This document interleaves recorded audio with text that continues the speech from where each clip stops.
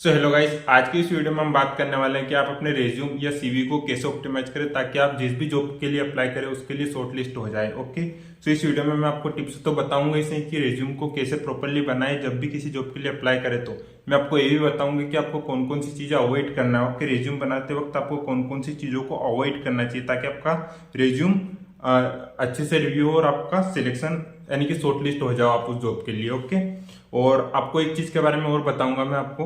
Okay, ATS के बारे में। चलिए, आप अगर आपने एटीएस का बारे में नहीं सुना हो तो आपको बता दूं। एटीएस का फुल फॉर्म होता है applicant tracking system software. Okay, actually एक तरह का एप्लीकेंट ट्रैकिंग सिस्टम सॉफ्टवेयर होता है जो कि कंपनियां यूज करती है।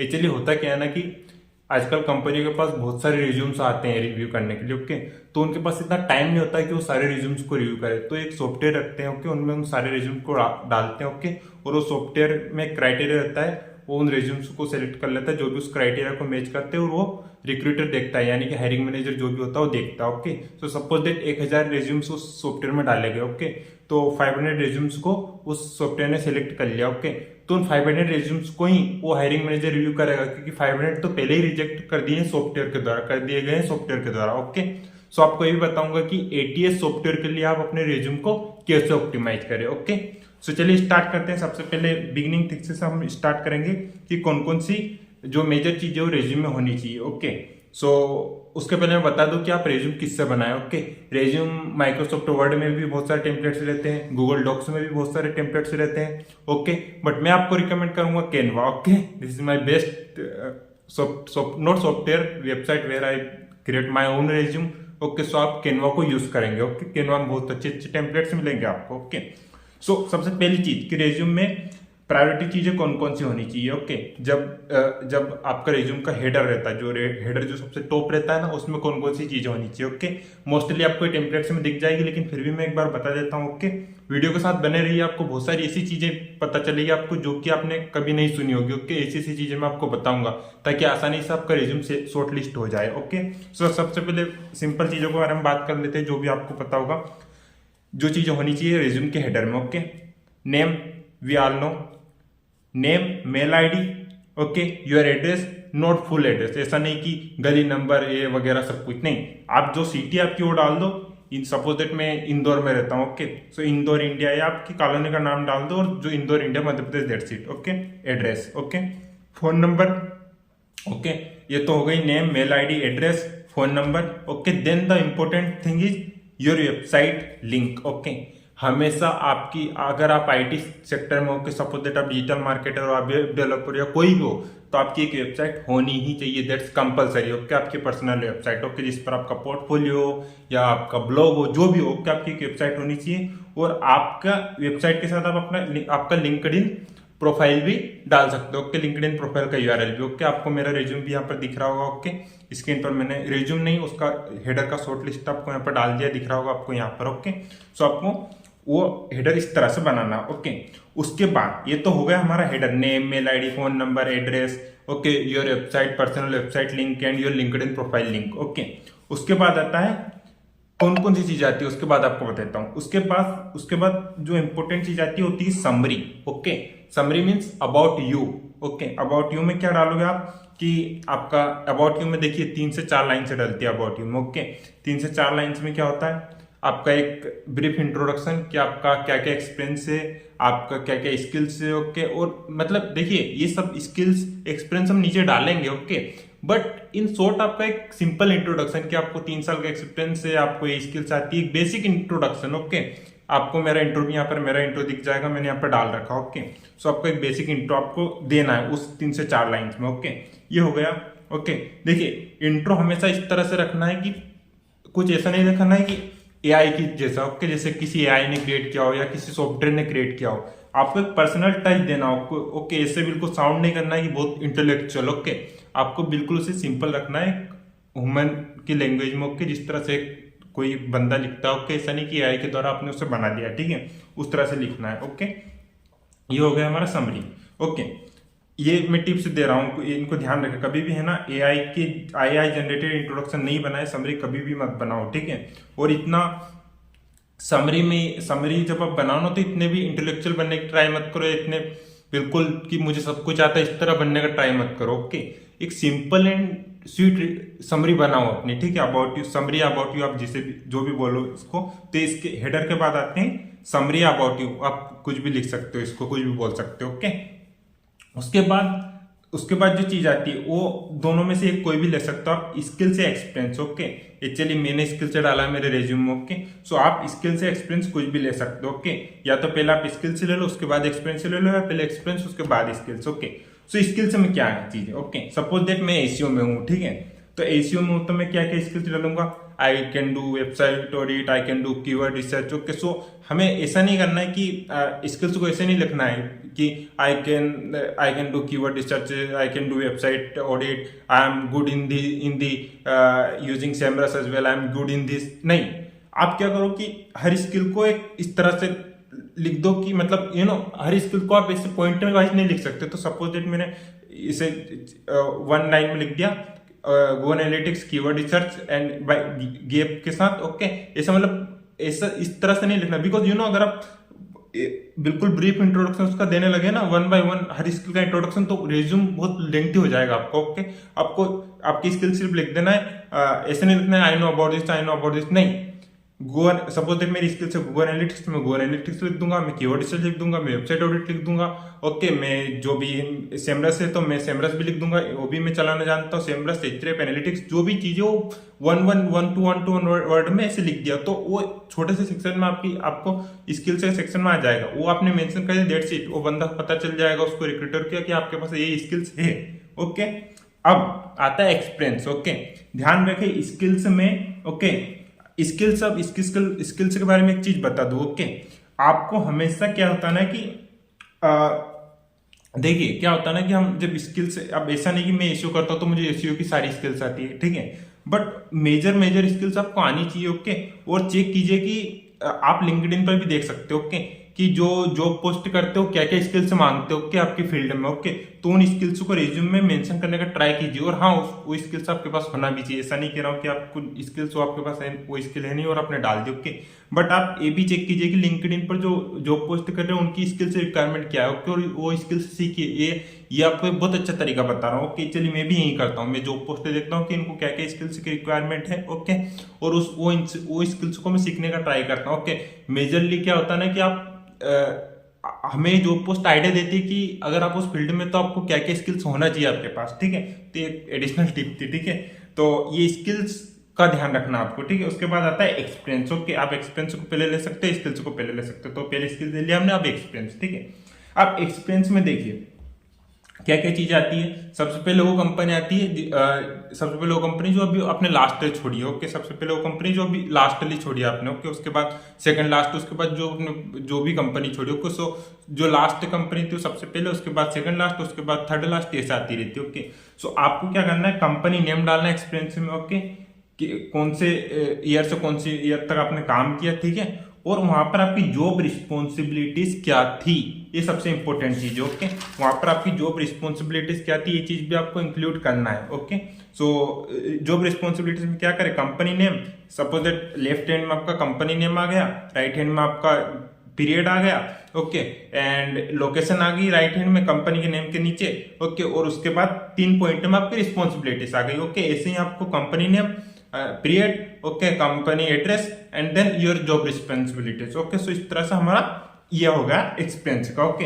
एक्सपीरियंस में क्या करें कि हर कंपनी में आपने जो जो स्किल सीखी वो भी मेंशन करने का ट्राई करें। जॉब डिस्कशन रहता है ना कि जॉब रिस्पॉन्सिबिलिटीज में, उसमें भी मेंशन करने का ट्राई किया कि मेरी जॉब रिस्पॉन्सिबिलिटीज थी और उसके साथ मैंने ये सीखा, ओके। सो जॉब रिस्पॉन्सिबिलिटीज में ये भी मेंशन करने का ट्राई करें कि उसके साथ मैंने सीखा जो जॉब रिस्पॉन्सिबिलिटीज थी उसके साथ, ओके, या ठीक है। और एक चीज मैं इसके साथ ऐड करना चाहता हूँ, ओके। एक्चुअली मैं एटीएस के बारे में भूल गया था, इसके बाद इनके बारे में बात करते करते, ओके।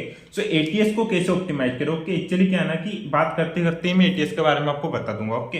सो एटीएस के लिए कैसे ऑप्टिमाइज करें, देखिए क्या होता है ना कि कोई भी कंपनी है, ठीक है। सपोज दैट मैं एसीओ के बारे में बार बार एग्जाम्पल क्यों दे रहा हूँ, एक्चुअली मैं एसीओ वाला बंदा हूँ, ठीक है। मैं एसीओ करता हूँ, एक्चुअली मैं वेब डेवलपर पर भी बनना चाहता था पहले, but that's leave it, okay. So मैं एसीओ वाला बंदा हूँ, तो मैं एसीओ के बारे में बार बार बात कर रहा हूँ, क्या आप किसी भी फील्ड का इसे समझ सकते हो, ओके।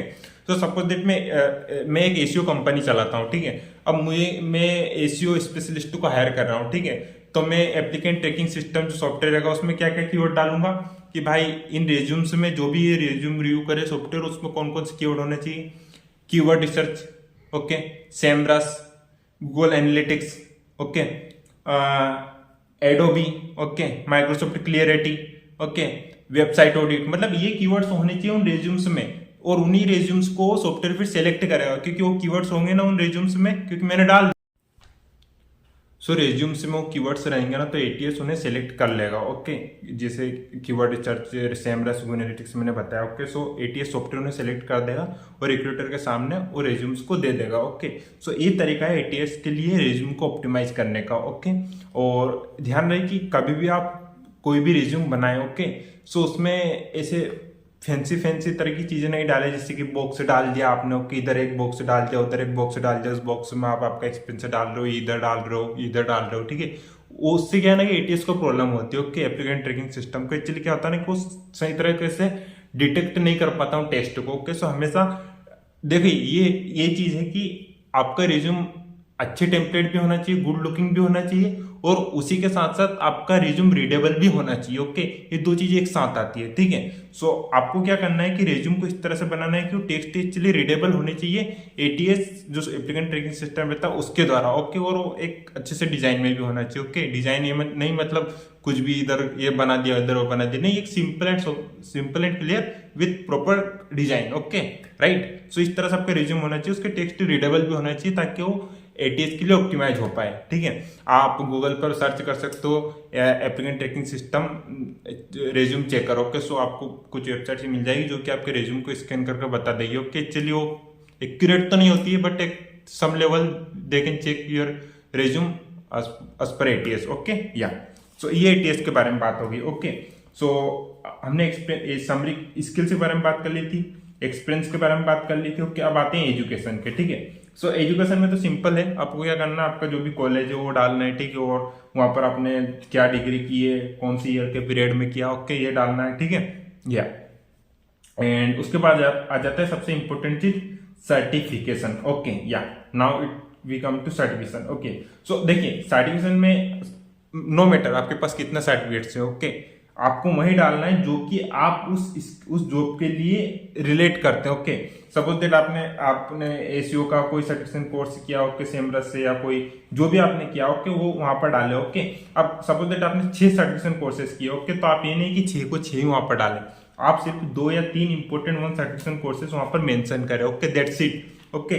क्या आता ना कि लेस इज मोर, ओके, वही इंपॉर्टेंट चीजें डालनी है जो कि मैटर करती है। 6 डाल दोगे कोई इंपॉर्टेंट नहीं, ओके। बहुत सारे लोग रहते हैं लिंक्डइन पर देख लेना जिनके पास 100 सर्टिफिकेशन कोर्सेस है, 100 तो मैंने ज्यादा बोल दिया, ओके, 12 15 20 सर्टिफिकेशन कोर्सेस है, ओके, वहां पर डाल रखा उन्होंने उनके बॉटम में, और अभी तक वो कोई भी जॉब उनकी नहीं लगी, ओके। मैं झूठ नहीं बोल रहा हूँ, रियलिटी है, ओके। बहुत सारे आप देख लोगे उनके पास सर्टिफिकेशन कोर्सेज होते हैं बहुत सारे, बट उनकी जॉब भी नहीं रहती, क्यों? क्योंकि सर्टिफिकेशन कोर्सेज तो लेकर रख लिए, सर्टिफिकेशन लेकर रख लिए, बट एक्चुअल में स्किल तो है ही नहीं, ओके। मैं कोई गलत नहीं कह रहा हूं, मैं ऑनेस्ट रियलिटी बता रहा हूं, ठीक है, जो है सो है, ओके, या। सो 2-3 सर्टिफिकेशन कोर्सेज जो कि इंपॉर्टेंट है वो डाल दे, ठीक है, और जो भी उस जॉब से रिलेटेड हो, उस जॉब से रिलेटेड, ओके, उस प्रोफाइल से रिलेटेड, ओके। देन उसके बाद आता है प्रोजेक्ट्स, ओके। अगर आपने पास्ट में कोई प्रोजेक्ट्स किए हो, ओके, या खुद के कोई प्रोजेक्ट किए हो, ओके, या जो भी हो, तो आप प्रोजेक्ट्स यहाँ पर डाल सकते हो कि इसके बाद जो प्रोजेक्ट सर्टिफिकेशन के बाद जो सेक्शन आता है प्रोजेक्ट्स, ओके। अब देखिए प्रोजेक्ट्स में कोई भी फ्रीलांसिंग अगर आपने प्रोजेक्ट किया हो तो डालने से डालो मत, ठीक है, बिकॉज यू नो आपको ऑनेस्ट रियलिटी बताओ कि फ्रीलांसिंग प्रोजेक्ट आप किसी भी जॉब के लिए अप्लाई करो तो फ्रीलांसिंग प्रोजेक्ट का क्या होता है ना कि वो फिर आपको इस तरह से ले लेते हैं कि ये बंदा तो कहीं फ्रीलांसिंग भी करता होगा या इस तरह से, क्योंकि मैंने चीजें पहले नोटिस की थी, ठीक है, जब मैं स्टार्टिंग में करियर स्टार्ट किया था तब अगर मैं 2-1 प्रोजेक्ट करता था तब, ठीक है, तो अगर आप उनको बता देता हूँ तो आपको एक्चुअली इस तरह से लेते हैं कि आप कोई फ्रीलांसिंग करते होंगे साथ में, ठीक है, तो आपको शॉर्टलिस्ट नहीं करते, इन दी एंड शॉर्टलिस्ट भी कर लेंगे तो लास्ट में आपको रिजेक्ट ही कर देंगे, ठीक है। सो कभी भी अपने फ्रीलांसिंग प्रोजेक्ट के बारे में ना बताएं, ठीक है। अगर ऐसा कोई सा प्रोजेक्ट है जो आपने 2 या 3 साल पहले कराओ तो, because you know actually project आप रहने ही दो, बिकॉज यू नो प्रोजेक्ट अगर आप डालोगे तो कौन से डालोगे, फ्रीलांसिंग, राइट। उसके अलावा कंपनी के प्रोजेक्ट तो आप डाल नहीं सकते हो ना, राइट। सो इसे अवॉइड करो, ठीक है, प्रोजेक्ट का, ठीक है, आप सर्टिफिकेशन डाल दो। Now come to publication, okay, certification के बाद पब्लिकेशन, ओके, प्रोजेक्ट को छोड़ दो, ठीक है, अगर आपका मन हो तो आप डाल देना, ठीक है। उसके बाद आ जाओ पब्लिकेशन पर, ठीक है। पब्लिकेशन में क्या होता है कि अगर आपकी कोई वेबसाइट, आपने कोई आर्टिकल पब्लिश किए हो, ठीक है, ये जो भी कुछ आपने पब्लिक पब्लिश किया हो इंटरनेट पर, ओके, तो उसे आप उसके लिंक से डाल सकते हो, okay. Yeah now the last part come is, okay,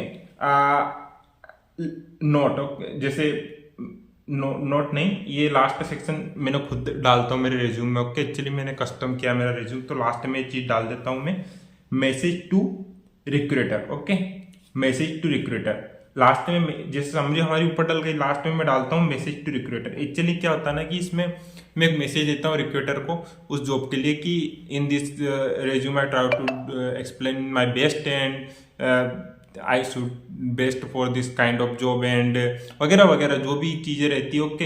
अब देखिए यहाँ पर मैं वर्डली नहीं बता सकता मैं क्या मेंशन करता हूँ, बट जो भी रिलेवेंट रहता है मेंशन करता हूँ, and then looking forward to connect with you, जो भी तरह का रहता है वो आपको सबको पता है, ठीक है।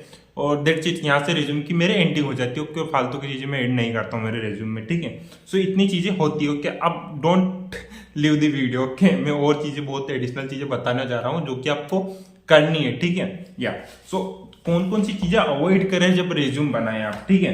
तो सबसे पहली चीज तो मैंने आपको बता दी, ओके, सबसे पहली चीज तो मैंने आपको बता दी कि आप हमेशा रिज्यूम जब बनाएं तब जो ज्यादा फैंसी डिजाइन होते हैं जो कि इधर बॉक्स में बना दिया इधर, उसे अवॉइड करो, ओके। सो अवॉइड फैंसी डिजाइन, ओके, या फैंसी डिजाइन अवॉइड करें, या जो भी ज्यादा कस्टम करना ना रिज्यूम को अवॉइड करें, ठीक है। या हमेशा वर्ड्स का ओवर यूज ना करें, ओके, ओवर यूज, ठीक है। ओवर यूज मतलब जैसे I am hard working, I am passionate, okay, I can learn anything, I am hard working, इस तरह के है ना, जो एक तरह के ऐसे वर्ड्स रहते हैं ना, तो सब यूज करते हैं यार अपने रिज्यूम्स में। तो एक आध बार यूज कर लो रिज्यूम में तो ठीक है, पर बार बार इन वर्ड्स को यूज मत करो रिज्यूम में। Hard working, I am passionate and this, ये बिगिनर लोग यूज करते हैं, ठीक है, या जिनको नॉलेज नहीं होता है, ठीक है। तो ये ज्यादा वर्ड्स यूज मत करो, ठीक है। फैंसी रिज्यूम मत बनाओ, इधर बॉक्स बना दिया उधर ये इधर हो, कोई उसे लाइक नहीं करता है, ठीक है, ठीक है। ये सेकंड पॉइंट हो गया over use, okay. Third point, okay, कभी भी रिज्यूम को इस तरह का पैराग्राफ मत दो, ठीक है। पैराग्राफ तरीके से कि रिज्यूम वाला जब रिज्यूम आपका रिव्यू करे तो उसे देखकर क्या देखो इसमें, ठीक है। एक्चुअली उसको देखते से ही चीजें रीडेबल होना चाहिए, ठीक है। उसने उठाया आपका रिज्यूम एंड देखा, ठीक है, उसको आसानी से समझ आ गया, ठीक है। ऐसा नहीं कि पैराग्राफ लिख दिया ताकि उसे ढूंढना पड़े कि हाँ इसने क्या लिखा है, ठीक है, नहीं। बुलेट पॉइंट ट्राई करो कि आपके रिज्यूम में बुलेट पॉइंट्स हो, कि अगर आप आपकी स्किल्स के बारे में या कुछ अबाउट यू डाल सक रहे हो, ठीक है, या आपके अबाउट यू में अगर आप कुछ चीज डाल रहे हो तो उसे बाय पॉइंट 5 पॉइंट में लिख दिया कि अबाउट मी 5 पॉइंट्स में 5 बुलेट पॉइंट्स में डाल दिया, ठीक है। मैं ये नहीं कह रहा कि आप बिल्कुल बुलेट पॉइंट से पूरा रिज्यूम भर दो, नहीं, बुलेट पॉइंट्स 4 या 5 बुलेट पॉइंट्स आपके बारे में डाल दिए, ठीक है। एक्चुअली जब रिज्यूम देखे ना रिव्यूअर तो उसे मेहनत नहीं करनी पड़े ढूंढने के लिए, ठीक है। उसने रिज्यूम उठाया, देखा, या आसानी से समझ में आ जाए, दैट्स इट, ओके। इस तरह का सिंपल क्रिस्टल क्लियर आपका रिज्यूम होना चाहिए, ठीक है। So try to use bullet points, okay, yeah bullet points, okay, and avoid paragraph, ठीक है, yeah avoid paragraph, okay. Fourth point आता है कि रिज्यूम को जब आप बनाए ना, ओके, जब रिज्यूम को आप बनाए ना तो कॉन्टेक्ट इन्फॉर्मेशन, देखिए मैंने कॉन्टेक्ट इन्फॉर्मेशन का इसमें बताया कि आप बॉटम में नहीं बताया एक्चुअली, बट ट्राई करें कि आप बॉटम में भी कॉन्टेक्ट इन्फॉर्मेशन डाल दो कि चलिए एटीएस के लिए अच्छा रहता है, ठीक है। वो जब व्यू करता है तब कोई कॉन्टेक्ट इन्फॉर्मेशन फेच कर लेता है, ओके। सो ये चीजें हो गई जो कि आपको अवॉइड करना है एक्चुअली, मतलब सॉरी ये कॉन्टेक्ट तो अवॉइड नहीं करना है, डालना है, ठीक है। बट फैंसी डिजाइनिंग रिज्यूम इधर बॉक्स बना दिया उधर अवॉइड करना है, okay. Over use of words like passionate, hard working avoid करना है, पैराग्राफ अवॉइड करना है, बुलेट पॉइंट्स यूज करना है, ओके। और कुछ चीजें मिस हो गई तो आपको बता दूं, मैं लिख कर रखी थी, मैंने एक्चुअली वीडियो बना रहा था तब, ठीक है। हाँ तो या जस्ट वेट अ मिनट, है ना, या सो हो गया सब कुछ, okay. And last thing, okay, last नहीं और चीज मैं अभी बताने वाला हूँ, ठीक है। हमेशा रिज्यूम को जब भी बनाए तो ग्रामर और स्पेलिंग मिस्टेक से देख लो, ओके। चलिए हम बहुत बार करते हैं कि हम रिज्यूम तो बना लेते हैं बट हमारी ग्रामर या स्पेलिंग मिस्टेक्स कुछ रह जाती है, तो उन्हें हमेशा ठीक करें। ग्रामर और स्पेलिंग मिस्टेक्स को हमेशा चेक करें, 2 बार चेक करें, ओके, रिज्यूम को जब भी आप अप्लाई करें, ओके। एंड लास्ट थिंग, जब भी आप किसी भी जॉब के लिए अप्लाई करें, ठीक है, तो सपोज दैट मैंने किसी जॉब के लिए अप्लाई कर दिया, ठीक है, सपोज दैट मैंने ग्लास डोर, ओके, ठीक है, ग्लास डोर से किसी जॉब के लिए अप्लाई करा, ठीक है। अब वहां पर देख ले कि उस कंपनी का नाम क्या है, ओके, या उसके एचआर का नेम वहां पर मेंशन है क्या, ओके। अगर उस कंपनी का नेम ही दिया है, सिर्फ एचआर का नेम नहीं दिया, तो आप क्या करें, उस कंपनी का नाम लिंक्डइन पर सर्च करें और उसके एचआर को आप मैसेज कर सकते हो, मतलब मैसेज मीन आई मीन जो भी रहता है कनेक्ट हो सकते हो और उसको मैसेज कर सकते हो कि ma'am I applied for this job and on the Glassdoor and this are my skills, this is my expense, short and sweet message, okay, 3 से 4 लाइन का, and can you please review my resume, I applied through the Glassdoor. तो ये सबसे best thing है, okay, मैं भी करता हूँ, ओके, ठीक है। सो अप्लाई तो कर दिया, ग्लास डोर से अप्लाई कर दिया, इधर एचआर को मैसेज कर दिया, तो उससे क्या है कि डबल इम्पैक्ट, ओके। आपका रिज्यूम रिव्यू तो होगा ही सही, बिकॉज यू आपने एक पर्सनल नोट आपका सेंड कर दिया, ठीक है। सो जब भी अप्लाई करें किसी जॉब के लिए, ट्राई करें कि आप पर्सनली उस कंपनी के हायरिंग मैनेजर को मैसेज सेंड करें, ओके। अगर 10 को करेंगे ना तो 2 तो रिव्यू करेंगे ही सही, ओके। सो देखिए क्या होता है ना कि मेहनत तो करनी पड़ती है, ठीक है, सिंपल सी चीज है, आपको कोई भी चीज हो उसके लिए मेहनत तो करना पड़ेगा, ठीक है। सो ये चीजें ट्राई करें, ओके। हमेशा रिज्यूम में ध्यान रखें, लेस इज मोर, ओके, ज्यादा चीजें ऐड करने की कोशिश ना करें, इंपॉर्टेंट चीजें ऐड करने की कोशिश करें, ओके, क्वालिटी और क्वांटिटी, ओके, इस चीज का ध्यान रखें, ठीक है। ठीक है, ज्यादा एआई जनरेटेड रिज्यूम को ना बनाने की कोशिश करें, ओके। एक्चुअली आजकल चैट जीपीटी आ गया, सब कुछ चैट जीपीटी से बनाने की ट्राई कर रहे हैं हर लोग, तो ये ट्राई ना करें, ओके। या हमेशा ध्यान रखें कि ग्राफ्स और इमेजेस का ज्यादा आप इवन मैं तो कहता ही नहीं कि आप ग्राफ्स और इमेजेस का यूज करें, ठीक है। ग्राफ्स चार्ट्स डालने की कोशिश ना करें आपके रिज्यूम में, ठीक है, ये एटीएस के लिए बेटर नहीं रहता है, ग्राफ्स इमेजेस डालने का ट्राई ना करें, ओके। अब बात आती है एक चीज की, हमारे रिज्यूम में हम फोटो डाले या नहीं डाले, हमारा पासपोर्ट साइज फोटो, ओके। तो देखिए सिंपल सी चीज है, अगर आपका रिज्यूम आपका अच्छा है ना तो फोटो डालने की कोई जरूरत नहीं है, ठीक है। वो क्या है ना कि मुझे तो नहीं लगता कि फोटो डालना बेटर, अगर आपका रिज्यूम अच्छा, आपने सब कुछ बना रखा है तो कोई आपको फोटो डालने की जरूरत नहीं है, ओके। और आजकल ये भी हो रहा है कि कवर लेटर से भी बहुत सारी जॉब्स में मांगते हैं, तो एक सिंपल सा कवर लेटर भी बना लो, ओके। अब कवर लेटर में ज्यादा चीज आपको एक्सपोज नहीं करनी है अपने बारे में, जो कि रिज्यूम में आपने डाली है, आपको कवर लेटर एक सिंपल सा एंड स्वीट बनाना, ओके। अगर कभी आया तो मैं कवर लेटर भी एक वीडियो बना दूंगा, okay. So I hope you like this video. Actually क्या होता है ना कि मैं कोई भी वीडियो बनाता हूँ ना तो उसको पहले इसकी स्क्रिप्ट तैयार नहीं करता हूँ, ठीक है, कि ऐसे ऐसे बनाना, जो भी मेरे माइंड में आता है ना मैं आपको सजेस्ट करता जाता हूँ, ओके। अगर आपको वीडियो पसंद है तो please subscribe my channel, like this video, and मैं टैक्स रिलेटेड, करियर गाइडेंस से रिलेटेड वीडियो बनाता रहता हूँ। Thanks a lot for watching this video, have a great day, bye bye, Tata.